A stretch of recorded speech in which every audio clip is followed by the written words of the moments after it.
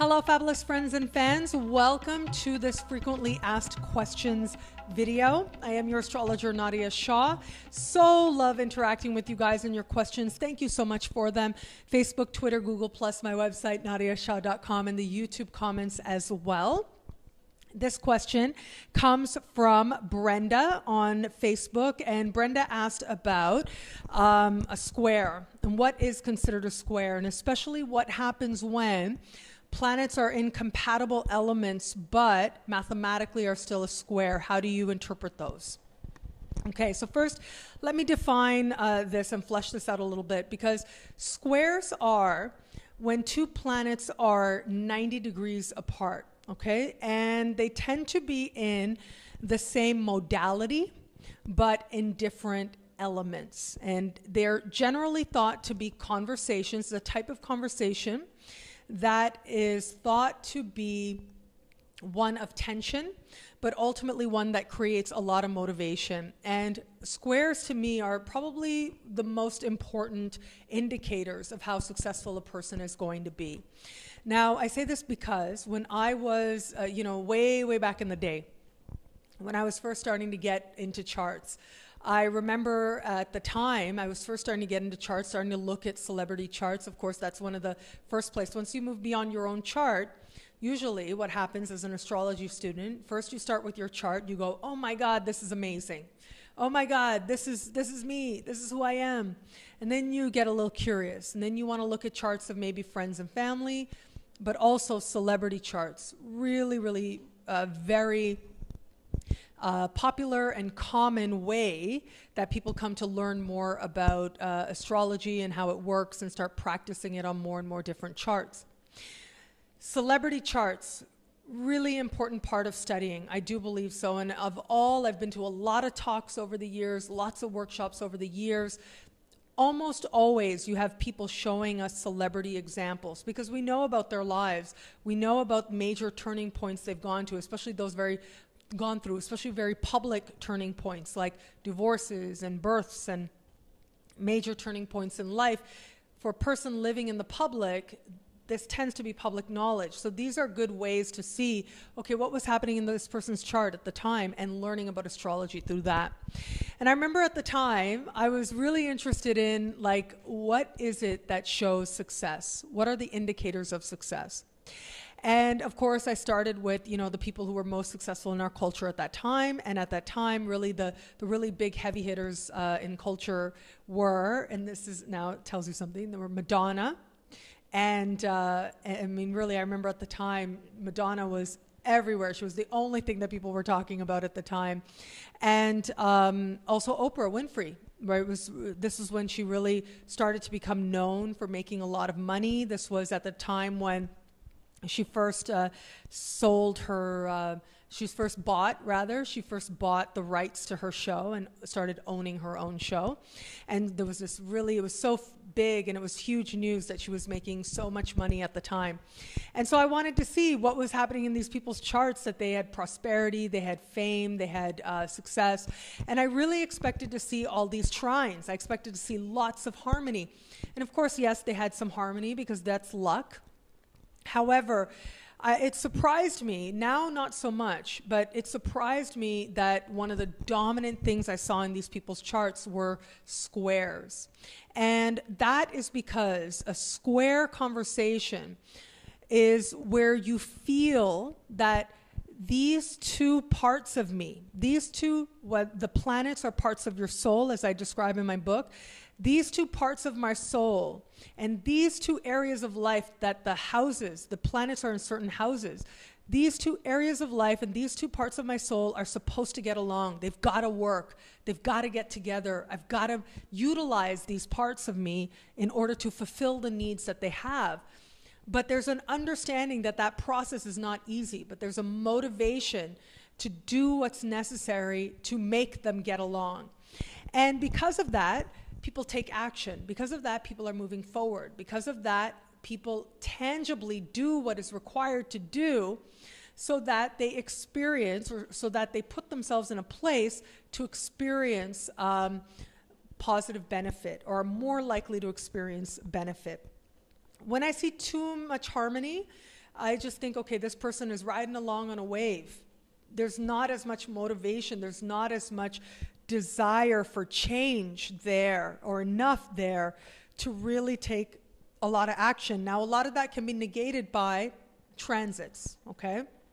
If a planet by transit, if you have all these trines in your chart, but then Pluto comes along and starts, you know, making all kinds of oppositions and squares and things, that is going to speak volumes of that time of your life, asking you and challenging you and encouraging you to bring out who you are and to develop who you are and to evolve in new ways for that particular time frame. So what squares are is they're very important. They're so important to manifest anything that you desire to manifest. They are gifts, right? And I remember Ibn Arabi, I speak about him from time to time, as often as I can, because I wrote my dissertation, my MA dissertation on him, that you can read on my website. But really, I always try to give him a shout out, because the way that he understood astrology had such a huge impact on me that enough so I wrote my dissertation on him. But he said that everything is in the chart the way it is for a reason, for perfection, so that you have the tools you need to fully manifest the potential that you were given by your creator, so that you can fully be who it is that your creator most desired you to be before you incarnated. And so even that thing that we think of as so tough and the square and oh my God, this is such a challenge, is ultimately there to help us to fulfill our potential.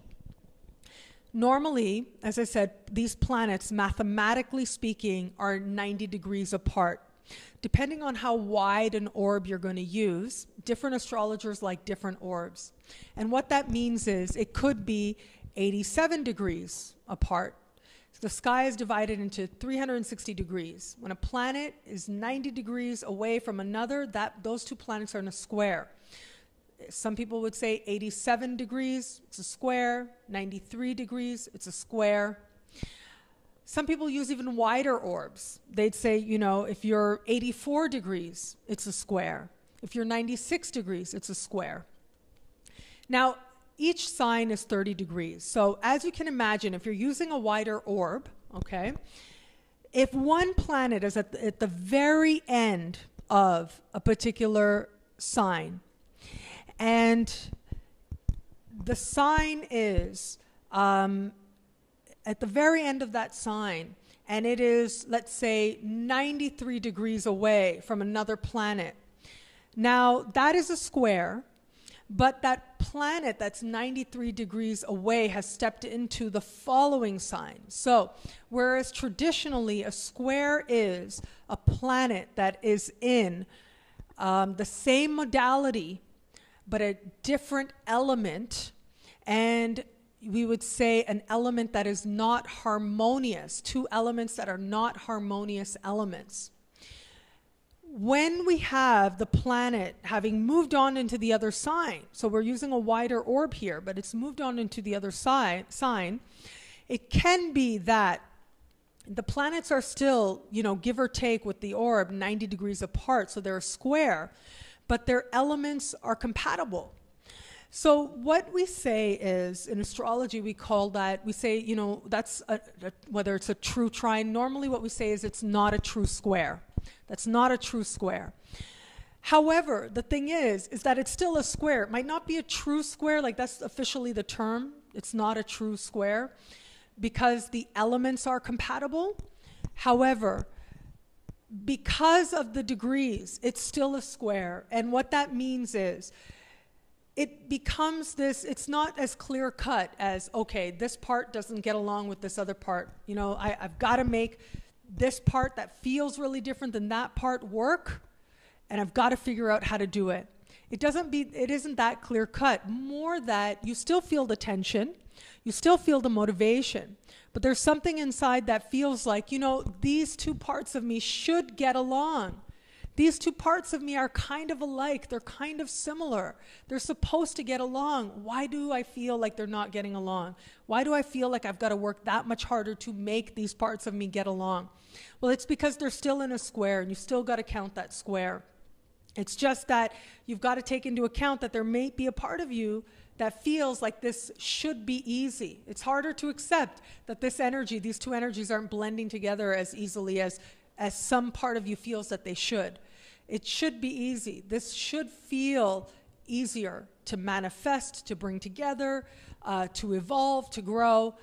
Why does it not feel so? Well, because ultimately, while these two parts of you might be harmonious, it is ultimately to your advantage to feel motivated to create better for yourself, to create change for yourself. So let me give you an example. Let's say that you are born with, let's go with the cardinal signs. You're born with your sun at the very end of the sign of Aries. Okay, so that's cardinal. The next cardinal sign after Aries is Cancer. So whereas, let's say your moon, you have a square to your moon, but rather than the moon being in the very last degrees of the sign of Cancer, making that a true square, which means that your desire to more fully be you and your need to feel emotionally fulfilled can feel like they're not necessarily getting along very well. It feels like you have to work to make these two parts of you, to be able to honor these two parts of you, to make these two parts of you work together. You have to work in order to feel like you're becoming who you really want to be and still feel comfortable and fulfilled and safe at the same time. So that would be normally a true square, but let's say that that moon has moved on, is in the very first, at the very beginning of the sign of Leo. That's the same element. They're both fire. So the moon is in fire and the sun is in fire. That's supposed to be supremely harmonious. That's supposed to feel easy. That should feel like, oh wow, who it is that I really want to be and how I come to know myself and become myself more and more in this life is very much in harmony with what I need on an emotional level to feel fulfilled and to feel cared for. And so on some level, there is that understanding. It's ultimately the fire energy that is needed emotionally and that allows you to become more you. However, there's still this feeling of tension. There's still this feeling like, I gotta do more. I gotta do more to make sure that I feel that I am cared for. I gotta do more to feel like I'm cared for at the same time as I am stepping into my power and allowing myself to shine bright and be seen. So it becomes a very interesting balance, if you will, for lack of a better word. But ultimately, there's still that motivation there to make the most of both of these energies. And at the same time, there may be a feeling that these should be able to blend together a little bit more seamlessly than it may feel. And ultimately, because they're in the same element, they do ultimately want the same thing, but it requires you to work and get past the limitations or get past what that square is asking you to become in order to fully understand that ultimately these two planets want the same thing. They want to find their expression in the same element. And so even though it's not a true square, and I know some astrologers don't consider it, I do. I do think, because in my own life I found it to be the case, that where there was a brief time in my practice where I didn't consider it, and then I realized as I grew in my practice that, you know, actually no, this is showing up again and again, that even though there's not a true square playing out here, a true trine, a true conjunction, because they're in opposite signs, in different signs rather, they're next to each other by degree, they're just off by a few degrees, they're conjunct, but they're in different signs. Even though that is playing out, still, they're in different signs, but still these energies are working together in some way as described by the aspect. And these energies are asked to encourage each other to be more than they were before because of the conversation that they're having. Well, thank you so much for your question. I so enjoy interacting with you guys. Thank you so much. Until we connect again, take care.